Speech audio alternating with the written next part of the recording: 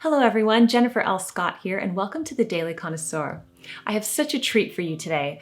I am interviewing Dr. Patty Tay, who is a board-certified pediatrician and obesity medicine specialist. We're going to be talking all about intermittent fasting. I'm asking her all of my burning questions about it. Even though I am speaking to a real doctor in this video, I do want to put the disclaimer out there that you should consult your own physician before embarking on intermittent fasting to see if it would be right for you. This video is meant for informational and entertainment purposes only. Now, I hope you sit back and relax and enjoy my interview with Dr. Patty Tay.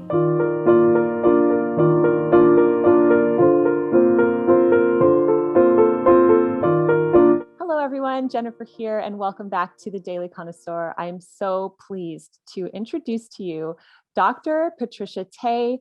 As I mentioned in the intro, she is a board-certified pediatrician and obesity medicine specialist, and we are going to be talking about intermittent fasting today. So welcome, Dr. Tay, to the Daily Connoisseur. Thank you, Jennifer, for having me on your channel. It was so exciting to hear from you because Dr. Tay reached out to me because she is a fan of the channel and the Madame Chic books. And so I just love talking to the viewers of this channel, and you're also very interesting. So she has a lot of knowledge on intermittent fasting. We've been communicating over the past few weeks, and I can't wait to share everything with the audience. So just to briefly put this out there, if you're not familiar with me and my story, I started intermittent fasting over a year ago, and it has been transformative for me. I lost 30 pounds basically.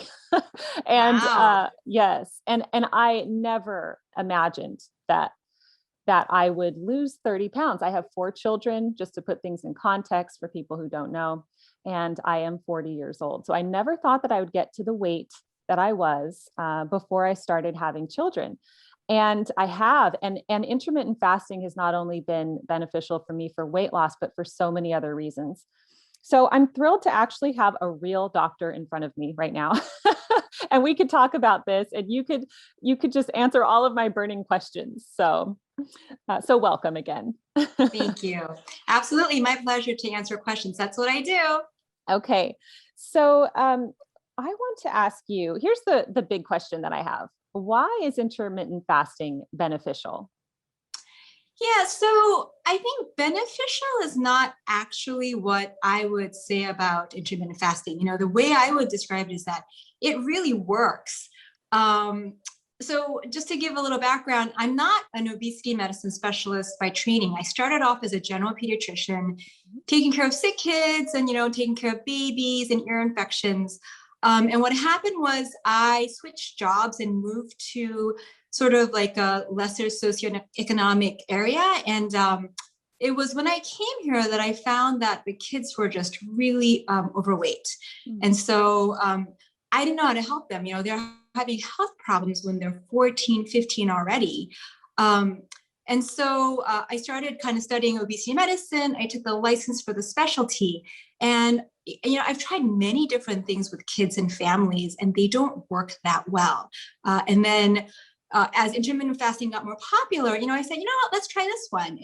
And it is just remarkable how well it works, actually. Yeah. So that's so interesting. And I just want to be clear in here that even though Dr. Tay is a pediatrician, as I mentioned in the disclaimer, we are not giving advice for children in this video. We're simply talking about the wisdom that she has found through her obesity medicine training. But that is so fascinating that you mentioned that it really works for your older children clients, basically, who are suffering from obesity. So yes. So I always tell this fun story. We knew that this worked already because my Muslim patients would always come and say, oh, intermittent fasting, that's like Ramadan. mm-hmm. And then they would add, they have diabetes, their blood sugar is always hard to control. But for the 1 month of Ramadan, my blood sugar is normal, which is kind of an extended fast and a very short eating period if you're familiar with the tradition. Mm-hmm. Yeah. Yes, I have a lot of Muslim viewers, and they are always commenting on my intermittent fasting videos saying, this is Ramadan. This is, Yes, they're yes. familiar with it. So yes, I was familiar with that as well. I know. And so it's not beneficial, but it works. I think that sounds beneficial to me. Yeah, But okay, see, here's the other thing. A lot of people say that intermittent fasting is extreme. And I personally, because I have been doing it for the past year, I know that that is not accurate, that it's not correct. And I mean, there's different ways you can do it. I know there's OMAD, there's different lengths of fast, but I do the 16-8 method, which means that I fast for 16 hours and then I have an 8-hour eating window. And I tell everybody that is not extreme at all. So I would love to hear your thoughts on this. Is intermittent fasting extreme? Right. So I would say if I didn't understand obesity medicine, I would feel the same way too. It just sounds unnatural to eat in a short period of time and not eat for 16 hours because that's cultural for us. And I can talk a little bit more about that. But actually what you're doing is actually more biological than anything, if you think about it. I always give the caveman example. So once upon a time, for tens and thousands of years, mankind really only ate over 8 hours because that's when we had daylight, sunlight to cook. And if you start a campfire and start to cook, that was dangerous because that's when predators would come find you and enemies would come find you. And so we had probably naturally adapted to not eating during the dark periods of the day. So if we look at data in the 1960s, we find that Americans used to sleep about 9 hours a day and that we would be awake for, something like 15 hours. And then we would actually wait 4 hours to eat every 4 hours. And so they would kind of do like a breakfast at 8, a lunch at noon, and a dinner at like 4:30, 5 o'clock, and they would eat after that. When we look at data from the 2000s, we are probably sleeping about 6 hours a day. That means we're awake for about 18 hours, and we eat every 2 to 3 hours, something in like kind of above 50 calories, right? Even if it's just like a quick, snack. So then, over 18 hours, if you eat every 3 hours, that's 6 eating episodes. And then that makes us kind of double our calorie volume. And that's what we really, really see. So, and then, kind of people feel that IF is extreme. But I think when you look at obesity medicine, we do 800 calorie diets on people for 7 years. That's kind of the goal to lose the weight and then maintain the weight. That's why it doesn't seem so crazy once you understand that. I will give a caveat, however, that there are extreme forms of intermittent fasting. For example, the 5-2 that people have heard of, that's where you eat for 5 days and you don't eat for 2 days straight. And then the other one is the alternate day fasting, where people eat a regular day or a little bit more on one day. And then the second day they eat like half of their calories or even less, like try to do like 300 calories. What we find is that people can't do that long term. It's about 6 months is the longest you can do. And then they kind of go back to their regular eating pattern and kind of gain back the weight that they lose. And then the other thing we see about kind of pushing it a little bit too far beyond kind of what you're doing, Jennifer, which is the 16-8. And I would say, maybe I would even say 18-6 kind of, maybe the limit of okay. But once we start getting into people who are doing like the 5-2, we see a little bit more risk of eating disorders, really restrictive eating and kind of obsessive overeating. So that might not be quite in the spirit of IF, original spirit. I'm so glad that you said that, because see, you're familiar with this because you've read the Madame Chic books, but I'm all about everything in moderation, nothing extreme. And when I would read about those other forms of intermittent fasting, I thought, that sounds extreme. I'm not interested in just having one meal a day and it's just 1 hour. It doesn't sound right. It doesn't sound natural. And also with the extreme alternate day fasts and things like that, again, doesn't sound natural to me. Like if we're talking about the cavemen again, it seems like the only reason why they would do that is if they couldn't find food. And that's putting your body in a stress situation. Right. And it sounds like it could potentially mess with your metabolism. Yes. So is that correct? Yes. Because our bodies are used to a 24-hour cycle. And so if we eat at a certain time, we're just going to be hungry at the same time every day. Right. Yes. And I think that's also why intermittent fasting is hard in the very beginning. I think you had mentioned in one of your blogs that the first month was really hard. You were really hungry at night, right? And it's not necessarily because we need the food. It's more because all the hormones in our body are used to coming out at that hour.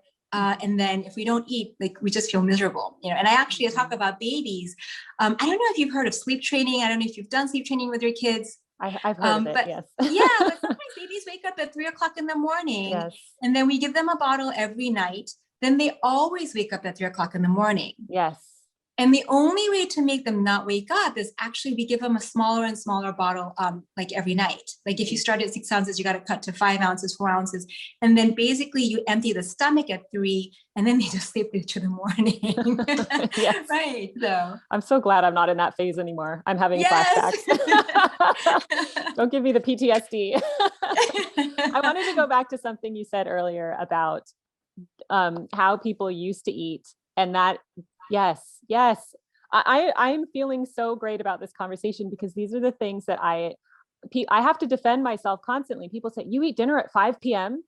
And yes, I've always had dinner at 5 p.m. Even before I did intermittent fasting. For a few reasons. Number one, I do not want to be cooking and cleaning late at night. I'm just dead tired. At 8 o'clock, I am not cooking dinner and feeding, and no. So personally, I like to do it at 5. My family, they're not on intermittent fasting. My children are not. My husband is not. So they do have another, because we do eat at 5, and they do have a little something before they go to bed, which is fine with. And we don't suffer from obesity in our household, so it's no problem. But people say that having dinner at 5 o'clock is extreme, but I love classic literature. I love reading books, and I noticed that they all have their dinners around that time, unless it's like a party or something, a special occasion. And then, people always bring up France, and I have to clarify here because so many people have brought this up. They said, your French family ate at 5? No, my French family did not eat at 5. They ate later. But I'm telling you that back in America, I eat at 5 o'clock. That's my personal choice. So that's when I have dinner. And then after my dinner, I stop eating. And then I eat again at 9 or 9:30 in the morning, which again, it's like when I say that, I'm thinking this is not extreme at all. But, it's just our perceptions have changed. That's really what it is. Yes. Right. And you mentioned how we're eating. So we're not going longer between meals. Where people, I would say that people are actually eating all day long. I know you mentioned now it's shortened to like 2 hours. I think they're eating all day long, just popping things into their mouths, snacking. I don't think that there's even 2 hours between when people eat now, because it's just everything is available. The kitchen is there. It's all open. There's no formality around eating. So snacking is just the culture now. And I think, it sounds like that's a major cause for obesity in our country. Absolutely. And I think this kind of probably happened in the 90s when we said, to lose weight, you have to do small, frequent meals. Yes, I remember that. Right. And then I think, the new research that's just coming out is looking at the role of insulin, which is the huge problem. So insulin needs time to bottom out. And that time frame is about 4.5 hours. And more research is showing that you really need a minimum of 12 to 14 hours overnight for that insulin level to come down to a baseline so that we can reset kind of our bio clock. And I think people don't realize, high insulin levels, what's so bad about that? Which is kind of basically not being sensitive to glucose, which is what type 2 diabetes is. Insulin is what makes us hold on to the weight, actually. Yeah. So we call insulin actually a form of poison. Like we need this, but it's actually not that great for our bodies. So that fasting period, at least overnight, if we're doing that 14 to 16-hour fast, is resetting all of our insulin baseline levels. I was going to say one more thing about the dinner thing. So I eat dinner at 5 o'clock. I will tell you that. And that was even before I watched your channel. So one of the things, the reasons why I eat dinner at 5 is because I take care of teenagers. And the most common problem I hear from parents is that my teenager will not go to bed. And they're going to bed at 2 o'clock in the morning. And Really? then we say, well, what time are they eating? And they're like, oh, well, we have dinner at 7, but then they usually come down to the kitchen at 10 or 11 o'clock Oh. and they'll have like a snack. Mhm. But that snack is kind of large. Now, then the best of them shows up at midnight. And so they're not sleepy till 2 because their body is trying to kind of use up that energy. Mm. And you know that kind of that's not going to be biological. And so we say, okay, let's stop dinner at 5 or 6 o'clock and don't feed your teen and let's see what happens. And then inevitably they're asleep by 11 o'clock. Yes. That's the thing, is when you start to get hungry at night, because this happens to me still. I used to stay up till about 11 or 11:30 to work. And I would have howling hunger at about 10 p.m. And that's when I used to have my bowl of cereal or something, because Right. just to like, calm that. But now I don't do that. So now sometimes that does come back and I'm like, I'm just going to bed. I'm going to go to bed Right. now. I'm not going to give in and eat a snack. I'm just going to go to bed. And that Right. makes sense. And we're supposed to go to bed. We're not supposed to stay up till 2 a.m.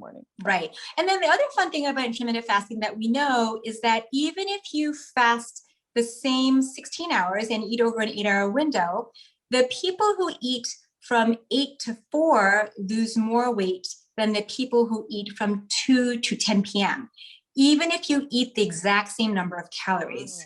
That Yeah, is isn't that so fascinating? interesting. Why? Any It has to do scientific- with hormones. Our bodies don't clear calories as well in the evening. And they say, oh, it's because we're more active and exercise and all of that. They don't see that that's necessarily true, actually. Mm. This is Yeah. so eye-opening. This is so good. Oh my goodness. Okay. So let's talk about this for a second, because a lot of people are saying, oh, well, I don't naturally eat breakfast anyway, so I'm going to skip breakfast. So a lot of people skip breakfast. They start at like 11 or even Mhm. noon, and then they have a Mhm. later dinner. Mhm. So you're saying that because of hormones, it's actually more beneficial for some people to actually have breakfast at 8 or 9 and then stop at 4 or 5.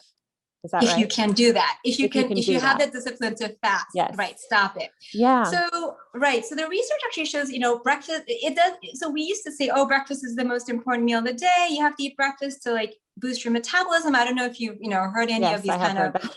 yeah, old wives' tales. So they actually looked at the science and that says if you eat breakfast, you actually tend to eat more calories over the whole day. Mm.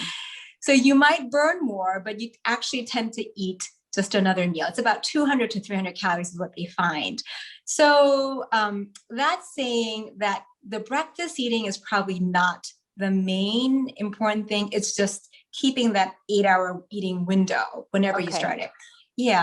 And I find my teens usually say that too. They can't wake up until 2 o'clock. So they'll eat from 2 to like whatever, 8 p.m., they still lose weight very nicely, actually, even if they're eating it kind of in a squish time in the afternoon. It's better than, not doing it at all and eating all over the place. So Got it. Okay. Well, see, I wake up quite early. I wake up at 5 and I usually don't have breakfast till 9. So there's that 4-hour window there where I'm not having breakfast right away, but I'm right. never hungry right away when I wake up because it's so early. So, Right.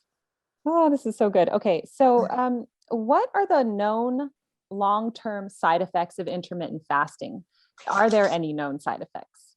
That's a good question. So we haven't really been studying it so long that I could tell you, 30 years from now, this is what's going to happen. Mm-hmm. What we do know is that it can trigger disordered eating. So if you have struggled with eating disorders, that would not be something that I would recommend Okay. With a patient. And then the other issues would be just from weight loss in general, especially if you're losing the weight very quickly. Mm. And so that's kind of also why, like, I'm not a huge fan of 4-hour eating windows and 20-hour fasts. I know people who do that, but our goal is to never lose more than kind of 1 to 2 pounds a week, no matter how heavy you are. That's too extreme. Obviously, for any extreme weight loss, we do find nutritional deficiencies. Most of the time, it's going to be things like iron and calcium, vitamin B, B12. Protein tends to be a huge problem because when you fast, you crave carbohydrates first thing when you break your fast because you want kind of all your energy really quickly. So you have to be really mindful of taking protein and fruits and vegetables as well. So do you recommend that people take a vitamin supplement to make up for the vitamin deficiencies? Right. I usually recommend a vitamin supplement for anybody who is losing weight. Okay. Even if it's moderate. Oh, and then the other thing is dehydration. So some people don't eat or drink anything for 16 hours. And we really do need to keep on drinking and drinking and drinking. That's why the teas are helpful. The coffee is helpful, and so forth. Yes. Yes. And I always get the question, what can you drink while you're in your fasting? And so I tell them, because this is what I found in my research, black tea, black coffee, or just herbal teas, but nothing in them basically. Yes. No, right. Is that correct? Right. And I would say intermittent fasting is not quite like keto, where if you do keto and you kind of go over 50 calories, it breaks the whole hormonal cycle. I think, the way to think of IF is more just a mental discipline, to wait for your meals and to not eat at night when it's dark. That is the best explanation. Yes. Well, I was going to say that was my next question. Well, actually, it was my question down the line, but since you brought it up, I want to bring it up here, which is, now this is big. I already know what you're going to say because you answered my question in the email, but does intermittent fasting have to be combined with a diet like keto? Right. So when we look at all these diets, they don't work very well. Keto works temporarily because it's very restrictive. And anytime you restrict, which means you just don't eat as much as you used to, anytime you restrict, it will work because you're just not eating as much. But it's just not socially possible because we just live with other people. There are events, and it's good for family life to eat with other people what they are eating. There's a lot of studies showing that your cholesterol and like other health indicators are not so great with keto. And doing IF itself in the beginning is not easy. So I think it's really hard to combine different kinds of diets, actually. That is so true. And so I don't do keto, as you know. I just eat how I try to eat healthy, well-balanced diet, but I don't do keto. And so I have a lot of people that either come to me and say, I am so relieved to find somebody who had success with IF who doesn't do keto, because on YouTube, it's very popular to combine the two. And I'm thinking, I am, if you've read Madame Chic, and chapter 2 is deprive yourself not. I have never been successful with restrictive diets. I don't even want to go on one or entertain it. I know that it seems to work for some people, but I know that intermittent fasting is hard enough in itself in the beginning. To then combine it with a restrictive diet for me would just be not possible. So it's interesting to hear you say that, which is not really talked about that much on YouTube, but thank you. So with my teens, sometimes I'll say, man, everybody's having pizza at 9 or 10 p.m. And I just really want a slice of pizza with my brothers. I'll say, hey, you know what? Tell them to save you that slice of pizza. Don't eat it. You can have it for breakfast. Like, nobody says you can't have pizza for breakfast. I'm sure your kids probably, you don't want your kids to hear that, but I'll tell them that, as long as you stick to your fast where you don't eat after, dinner time. And they find that more manageable because it's not a no, it's just a later. Yes, that's nice. Yeah. So it's not necessarily depriving yourself fully, but just it's that mental discipline that you talked about. And it's just so good. Okay. So here's what I want to ask you. Should women fast differently than men? That's a great question. So when you do obesity medicine, there's no difference between men and women in data. I would say if you are pregnant, all these dieting things are out the window, and you should really discuss this with your OBGYN if you're expecting. And I would probably say breastfeeding too, because you're losing a lot of nutrition when you're making milk for your child. I think younger women who still have their menstrual cycles, they're more sensitive to salt and water balance type things, because we have fluid losses. So you just have to make sure you're drinking. I say, if you're craving potato chips, it's probably because you need the salt. So say, I'm going to have some broth or something like a beef broth with some salt in it, because that's what I really need, not really chips. So I don't know if that answers your question, but nothing so far in our data says menopause versus premenopause versus teens, we need to do things differently. Really, human beings, just as a general, should really just be eating kind of 8 hours of fasting, 16 hours at night. Right. So. Because it's not extreme, because it's natural. Right. It's Although natural. I have heard from a few channels on YouTube that women, as they enter into their cycle, should not worry about should just eat with no eating window, just regularly. I have heard that. I mean, is there any science to back that up? Or while you're on your cycle specifically, some people have said, make it 12-12, the circadian rhythm more. What do you think about that? Or is that, again, not founded in science? Right. So, I mean, if you think about it scientifically, maybe we're craving iron because our body is increasing our blood volume to prepare hormonally, right, for our cycle. Definitely we're probably asking for more calories because the hormones that go up right before your period are what actually go up during pregnancy too, right? If you think about it, right? So our brains are thinking, okay, I gotta get ready for a baby. I think it's incredibly hard to not eat right before your cycle because everything biologically is driving nutrition. Right. Right. And I think, if we try to eat a more balanced meal, and like I said, keeping up with the salt volume and the fluid volume right before our cycles, it might not be that we have such hard cravings too, right? Right. Right. Speaking about the salt, I've been putting Celtic sea salt in my water in the morning to increase electrolytes. Is that a good idea as far as the salt goes, or what do you think? Yeah. No, I think if you have normal, no health issues, I would say the only thing would be if you have high blood pressure, if you're having kidney problems. I'm not so sure the salt's so great. But if you're really just a healthy person, we can do things like that if we're craving it. And if there's a day where you're like, wow, this salt is revulsive, I just can't do it today, then don't do it. It's probably your body's telling you something.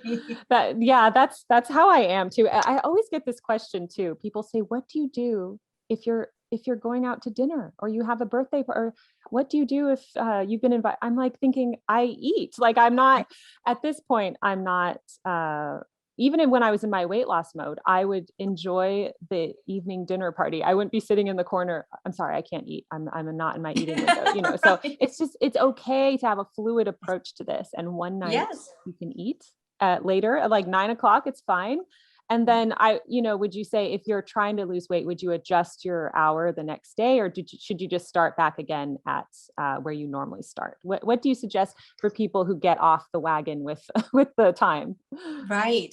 So I would generally say you should probably reset your clock and start a little later if you ate later. But try to finish up your eating at the same time. Okay, that makes sense. Right, to kind of restart the cycle, because you don't want to keep on pushing it later and later and later. What you'll find though is that if you do go out for a nice meal kind of late, the next day at the same time, you're going to be hungry again. Because we've shifted the hormones. I mean, maybe not one day, but if it's kind of a habit, right? Like if you do that Friday, Saturday, Sunday night, then Monday come 9:00, you'll be like, where's that dessert? That's funny. We're like babies still in that sense, aren't we? Okay. So also menopause, just to go really quickly into that. So there's no evidence to show that we should fast differently during menopause, so we're all right. And I'm talking about primarily the 16-8, like I said, like the 20-4, or like a 22-2, those are very different kinds of stories we're talking about. And I don't know if I would recommend that in any phase anyway, but especially if you're more delicate because of menopause, I wouldn't recommend that at all. Okay. So my next question involves weight loss plateau. So does the weight loss plateau at a certain point, and why, and what should we know about this? That's a great question. So whenever I have a patient come in, I always start by telling them, hey, I'm trying to make you healthy. This is our goal. Like, I think you look beautiful at the weight you are. And I want to be realistic. I can't make you look like Taylor Swift or Kim Kardashian, whoever your idol is. Like, that's not, your body shape is your body shape. We find that our ideal health scores, I was just reading another article recently, is if we're kind of within 2 body mass index numbers of our weight in our 20s. Like, we don't want to lose too much weight from then, and we don't want to gain too much weight from then. So if you've already kind of gone a little bit past that, I cannot get you back to your 20-year-old weight. It would be really hard. Mm. Right.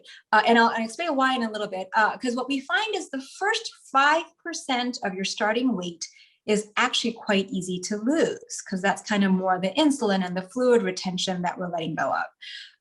And then up to 10%, we can kind of do that without a whole lot of effort. After 10%, it's really hard work. And that's why kind of when you say that you've lost all that weight, I'm really surprised, because it's not easy to lose that much or maintain that much. So I don't know if that answers your question. So the reason why that happens, actually, it's all science, believe it or not. It's not because we're weak. It's that once you've lost 10%, every calorie that you see just tastes better. That's true. Right. It's like, this is the best chocolate cake I've ever had. And it's like, it's the same recipe, right? That's true. After you've lost 10%. And that's because our body becomes so efficient in using every calorie that we put in that, so I always give the 125-person example. So if you were 200 pounds and you came down to 125 pounds, and then there's another person who's just been 125 pounds all their lives.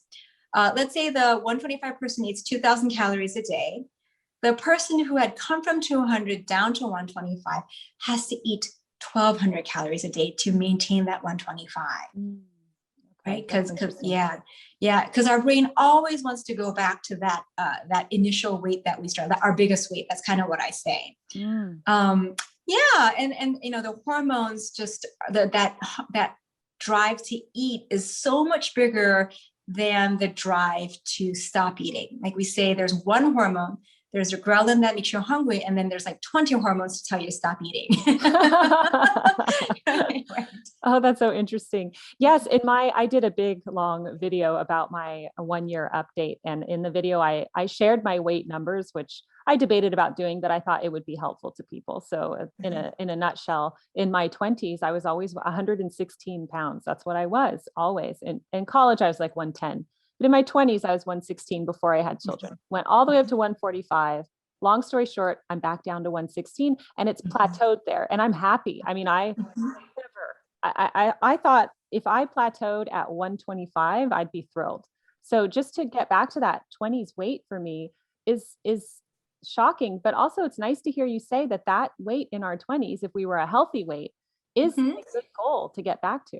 And we find that even if you were overweight in your 20s, actually, even if you're quite heavy in your 20s, and let's say you gain a little bit more weight in your 40s, if you can even come back down 5 or even 10%, all the health benefits come back.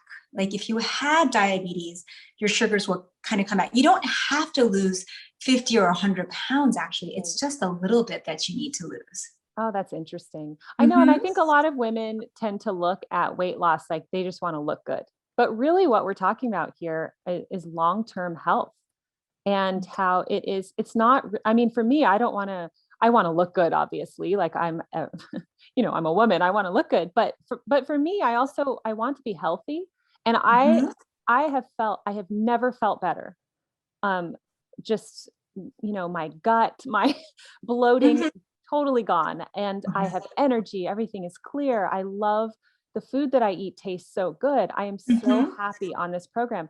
And that's why I asked you this question because I was a bit worried. I said, okay, now that I've lost all the weight, should I continue, or what do people do once they have lost the weight that they wanted to lose? Should I continue this? Should I do a lesser version of it? Like go down to, I don't know, a circadian rhythm type fast? Please let me know. What should I do now that I have lost the weight? I'm not interested in losing anymore. And I don't necessarily want to gain anymore too. Right. So I usually tell my patients, we're social people. We have families and other obligations. Try to go towards what makes the most sense for your life. Okay. So like if your kids don't like eating at 5 and they really want to eat at 7, as they get older, it's not going to really change much. And you have some room to gain a little bit more weight too. Like we had said, it's 2 body mass index measures. up or down. So like I think the true spirit of IF is not a restrictive diet. It's just really more reframing how we think about food and eating and our lifestyle. So. Okay. I know you mentioned in your notes to me, though, that people should do it for 7 years. Can you explain that? What does that mean? Yes, right. So they've actually followed people after weight loss up to 7 years. So let me go back. So what they looked at was actually people who had gastric bypass surgery, which is one of the most effective ways of losing weight. So that's kind of when you need to lose about 50% of your body weight because you're having a lot of health problems because of the extra weight. And so people can keep it off for 50%, like half your body weight. And they followed even as far out as 7 years, except we know that they're doing about 800 to 1200 calories. That's it. And you have to do that for 7 years, or like exercising, they write about 420 minutes a week. That's really like 60 minutes every day. They're doing some kind of exercise. Because the thought was, can we just do this for like 1 or 2 years and then kind of go back to really loosening the standards and the weight doesn't come back or not come back? And they found even at the 7-year mark, you kind of have to keep up your lifestyle. I mean, it makes sense. It makes sense that I wouldn't just suddenly like, okay, I'm at 116 now. I'm going to go back to my 10 p.m. bowl of cereal and my, it makes sense that I would not do that anymore. But the thing is that it alters the way you eat. And so you don't want to do that anymore. I have even at 10, when I'm hungry, I would not feel well if I had cereal at this point because I've changed the way that I eat. And I was discussing this with one of my writing friends, Brian Kozlowski, and he was talking about becoming a cool eater versus a hot eater. And so it's made me kind of a cool eater in the sense that I am not so obsessed with it anymore, because a lot of people just think about food all day long. They think about what they can eat next and the snacks and I am no longer like that. I used to kind of be like that. I used to think, okay, what can I eat next? So that's really good. Now, I wanted to close by asking you about things like either a 12-12 or a 14-10 fast. So do you recommend that when people begin IF that they start there? Like, let's say you're one of these people who's just used to eating all day long. What would you say? Would you say 12-12 or 14-10, or what would you tell them? That's a great question. So I always talk about how, fasting sounds scary, but it's actually quite all right. Like there's experiments from like the 1930s where people didn't eat for like a month, which is awful. Oh gosh. Right. Right. And the thing is that they survived and like they come out and then you refeed them and they do fine. And so for us to like not eat for 16 hours, as scary as it sounds, is actually quite fine. I think if we're not confident that we can do it, any progress is, I think, just going to be better. And so if we're used to eating kind of like all day long, you can start saying, oh, you know what, after 10 o'clock, I'm just not going to eat. Then we can push it back. Like I say, even 30 minutes, let's say after, 9:30, I'm not going to eat, and gradually get to a place where try 16 and see how you feel. And I think everybody will realize, no, this is not that hard. I can do this. That's great. Yes. And well, I hope that everybody found this video edifying, because you answered all of my questions and this was so satisfying for me. Thank you. Yes. Before we close, is there anything else you wanted to say about intermittent fasting that we didn't cover?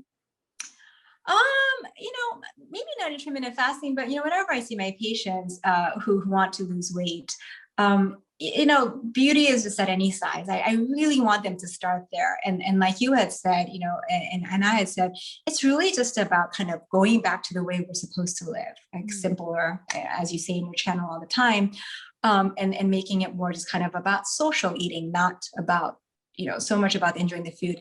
A lot of times why we're thinking about snacks constantly and so forth is that we are trying to find happiness or pleasure in food, like so much so than people used to in the past.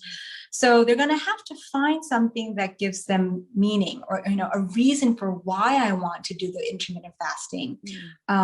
So find something that you enjoy doing, like a walk or, drinking tea or reading a book, like you always talk about. And then the other thing I always talk about is The biggest thing we can do actually is taking out calorie beverages. So those coffee drinks, the smoothies, and the squeezed juice type things. I find that that makes the biggest difference in patients. Oh, yes. I'm so glad you brought that up because I personally just mainly drink water, coffee, and tea. Mhm. But with my children, I never introduced juice to them, never introduced juice boxes and sodas and things like that. Every now and then for a party or for a special treat, they'll have one. And But that's fine. And that's yeah, fine, but right? it's really not a part of our everyday lives. They have water and milk, and they just don't know the difference. But I think, thankfully my kids, thank God, are pretty healthy. And so I'm really keeping with that because I know that's a slippery slope once you start Mhm. having caloric beverages every day. Mhm. Mhm. Yeah. So thank you for bringing that up.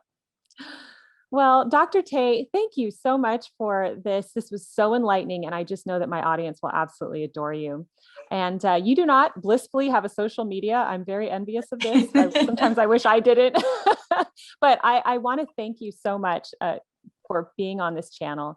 And if anybody has questions for us, please leave them down below, and hopefully we will see you. But thank you so much for being a guest on the Daily Connoisseur. Thank you for inviting me, Jennifer. My pleasure. All right, everyone, take care, keep calm, and remain classy. And I will see you in the next video. Goodbye.